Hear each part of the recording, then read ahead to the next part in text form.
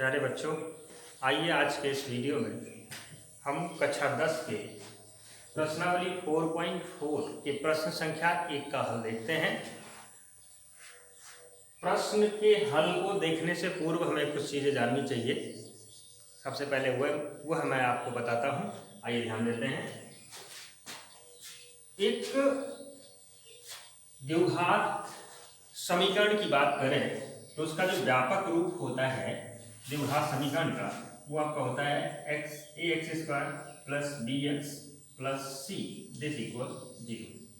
ये द्विघात समीकरण का व्यापक रूप या कहें मानक रूप होता है।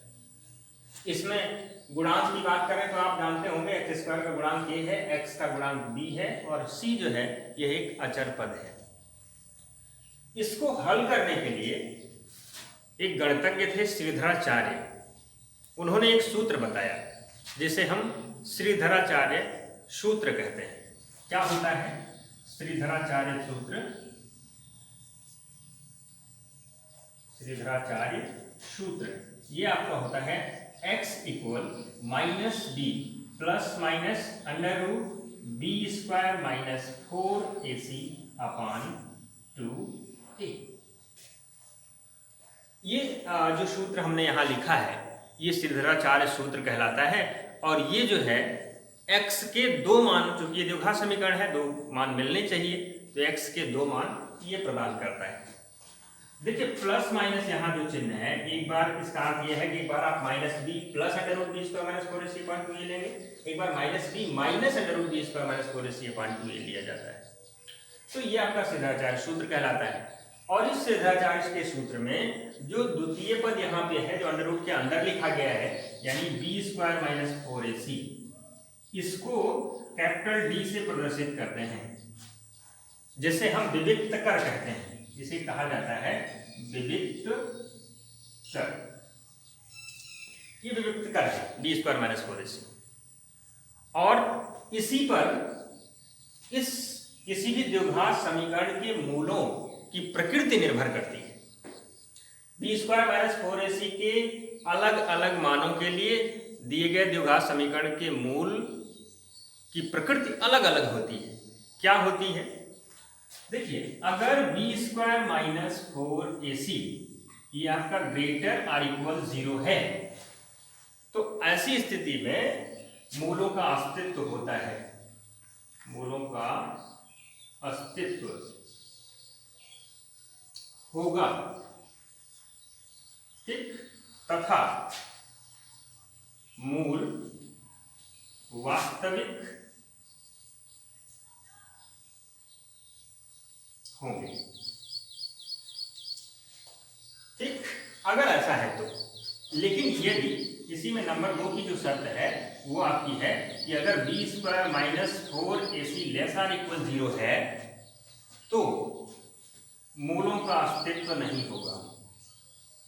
मूलों का अस्तित्व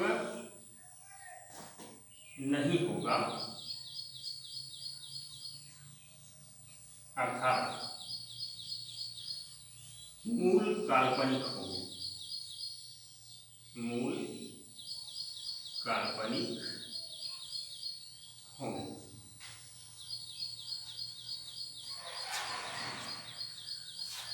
ये दो चीजें आपको याद रखनी है। b² - 4ac ≥ 0 है तो मूलों का अस्तित्व होगा तथा मूल वास्तविक होंगे।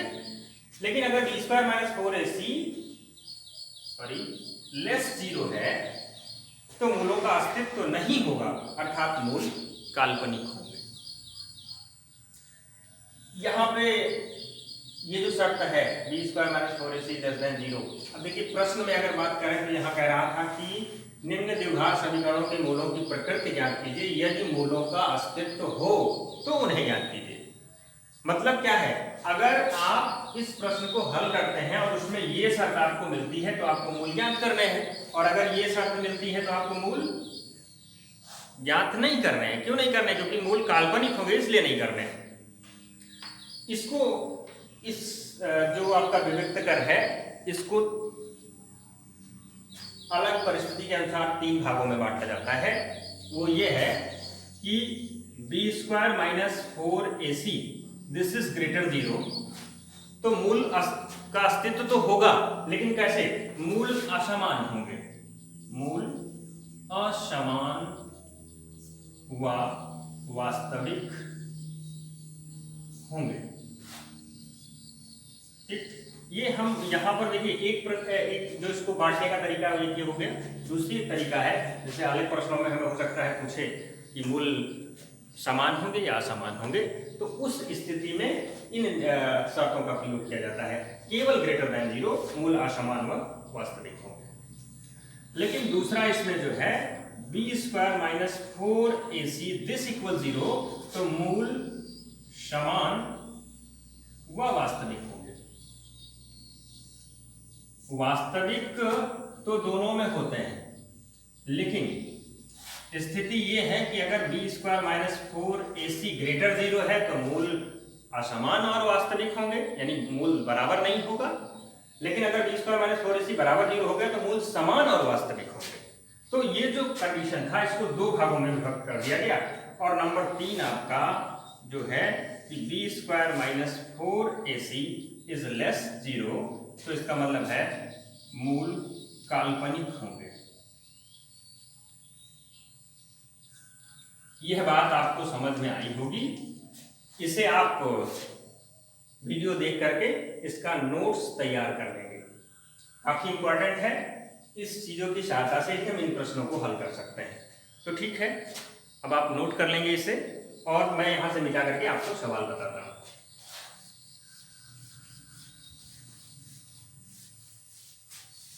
चलिए देखते हैं। इसमें कह रहा है कि निम्न द्विघात समीकरणों के मूलों की प्रकृति ज्ञात कीजिए यदि मूलों का अस्तित्व हो।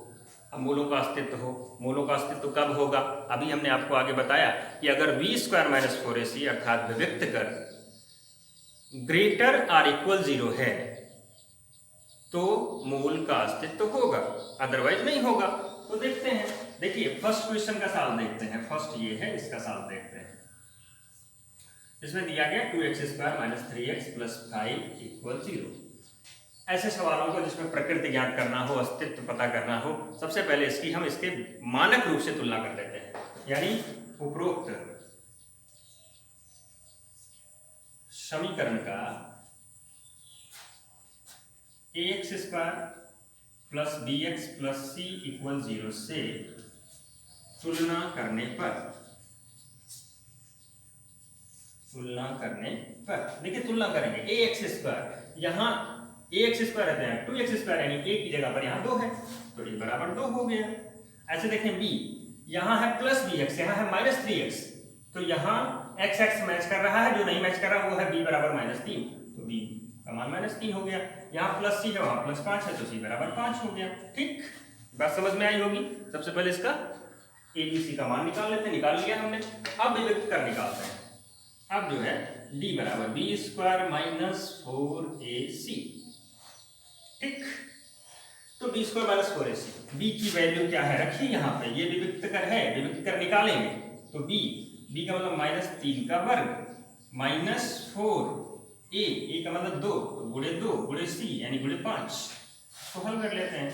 -3 का वर्ग यानी -3 गुणे -3, तो 3 3 का 9, माइनस का गुणा प्लस हो गया यानी 9 माइनस 4 पंचे 20, 20 दूनी 40 यानी -40, दिस इक्वल -31। अब जो ध्यान देने वाली बात है, मुख्यतः इसको विशेष तौर पर ध्यान देना है कि यहाँ जो मान आया ये कैसा है, ये 0 के बराबर है, 0 से बड़ा है या 0 से छोटा है। तो जितनी ऋणात्मक संख्याएं होती हैं वो 0 से छोटी होती हैं, यानी -31 आया है तो <0 है। अब चूंकि देखिए विविक्त कर आ गया <0, इसलिए यहाँ पर क्या होगा, मूल का अस्तित्व नहीं होगा। नियम नंबर 2 जो भी अपने आपको बताया स्पष्ट है, चूंकि d = b² - 4ac = -31 <0, अतः दिए गए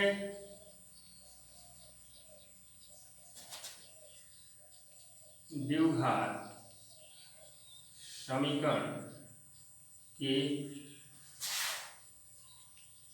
मूलों का